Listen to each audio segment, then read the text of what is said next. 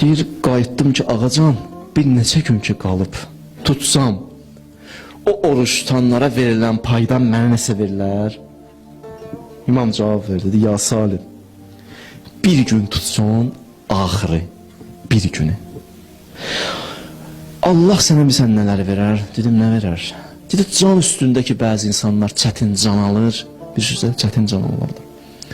Hətta belə hədis nəql olunub ki, elə adamın canı alırlar ki, o qədər ağır çəkilər ki, hədisdə belə oxşadıblar ki, bir qoyunun dərisini diri-diri soysun, nə qədər ağrıyar o qoyun. Bəzi insanlar belə can verəcək. O qədər qəlizdir. O anlarda, o bir gün oruç ki tutmuşdur Rəcəb ayının axırı, o can vermək ona rahatlaşar. Qiyamətin çətin anları ona rahatlaşar.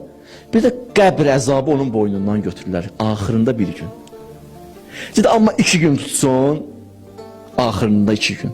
Sirat körpüsündən keçsin, çox rahat keçəcəksən, ayağın büdürəməyəcək. Əgər 3 gün tutsun, axırını 3 günü, cəhənnəmin odundan xilas olacaqsan. Cəhənnəmin odundan Allah səni xilas edəcək.